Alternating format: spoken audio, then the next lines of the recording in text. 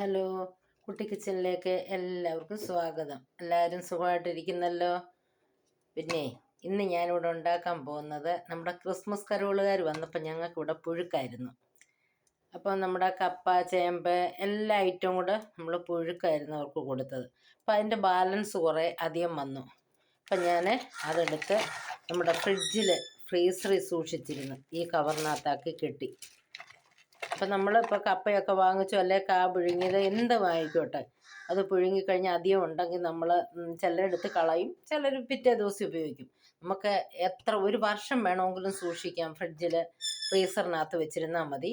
ഇപ്പം നമ്മൾ ഗൾഫിലൊക്കെ പോകുമ്പോൾ കുഞ്ഞുങ്ങൾക്ക് ഇങ്ങനെ കൊടുത്തു വിടുന്നത്, കപ്പ കൂടുതലുണ്ടെങ്കിൽ അത് പുഴുങ്ങി അവരോട് ഞാൻ പറയാം അത് കളയണ്ട, അവിടെ ഫ്രീസറിൽ എടുത്ത് വയ്ക്കാൻ. അപ്പം അതുപോലെ തന്നെ ഞാനും സൂക്ഷിച്ചു വെച്ചിരുന്നതാണ്. ഇതിപ്പോൾ ഇന്ന് ഐസ് പോയിട്ട് നമുക്ക് അരിഞ്ഞെടുത്തിട്ട് നമുക്കിന്നിത് വേവിച്ചെടുക്കണം. അത് ഞാൻ നിങ്ങളെ കാണിച്ചു തരാം. അപ്പോൾ ഇനി നിങ്ങളാരും ഇതുപോലെ കപ്പയൊക്കെ അധികം വന്നാലെടുത്ത് കളയരുത്. ഒരു വർഷം വരെ നമുക്ക് സൂക്ഷിക്കാം, ഒരു കേടുമില്ലാതെ. അപ്പോൾ ഇത് നല്ല ഐസായിട്ടിരിക്കുവാണ്. അതിനുവേണ്ടി നമുക്ക് ഐസ് ഒന്ന് മാറാൻ വേണ്ടി കുറച്ച് വെള്ളം ഒഴിച്ചു കൊടുക്കാം. ഇതിപ്പോൾ പെട്ടെന്ന് ഐസ് മാറും. എന്നിട്ട് നമുക്കിത് അരിഞ്ഞ് അരപ്പ് കൂട്ടി വേവിക്കാം. അല്പസമയം വെയിറ്റ് ചെയ്യാം. അപ്പോൾ നമ്മുടെ കപ്പയൊക്കെ വെള്ളത്തിലിട്ട് പെട്ടെന്ന് വെള്ളം ഒഴിച്ച് ഒരു മിനിറ്റ് ആയപ്പോഴത്തേക്കിന് എല്ലാം അലുത്തു. എല്ലാം ഒന്നിനൊന്നിന് വിട്ടിരിക്കുവാണ്.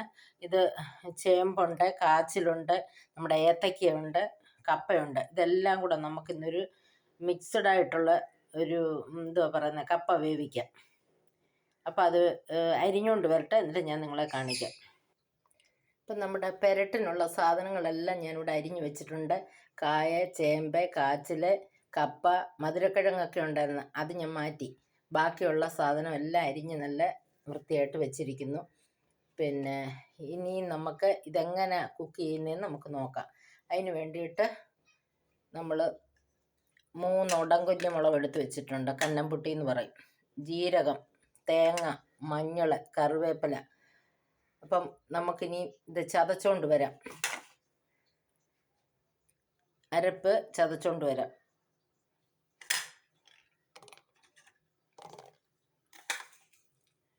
ജീരകം, മഞ്ഞൾപ്പൊടി, ഒരല്പം മുളക് പൊടി ചേർക്കുവേ, കളർ കിട്ടാൻ വേണ്ടിയിട്ടാണ്.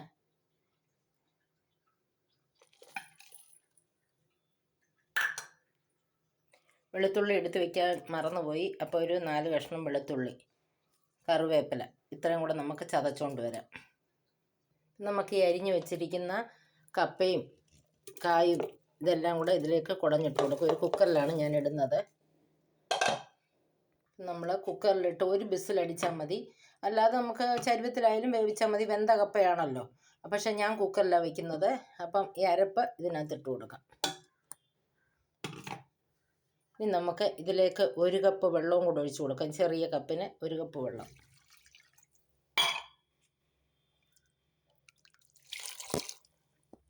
ആവശ്യത്തിനുള്ള ഉപ്പിട്ട് കൊടുക്കാം. ഇനി അടച്ച് വെച്ച് വേവിക്കാം. അപ്പം നമ്മുടെ കുക്കറിന് തീ കൊടുത്തിട്ടുണ്ട്. ഒരു വിസിൽ വരുന്നിടം വരെ നമുക്ക് വെയിറ്റ് ചെയ്യാം. അപ്പം നമ്മുടെ കപ്പപ്പെരട്ട് വേകുമ്പോഴത്തേനും നമുക്കതിന് കടുക് പൊട്ടിക്കാനായിട്ട് ഒരു പാൻ വെച്ചിട്ടുണ്ട്. അതിലേക്ക് നമുക്ക് കുറച്ച് വെളിച്ചെണ്ണ ഒഴിച്ചു കൊടുക്കാം.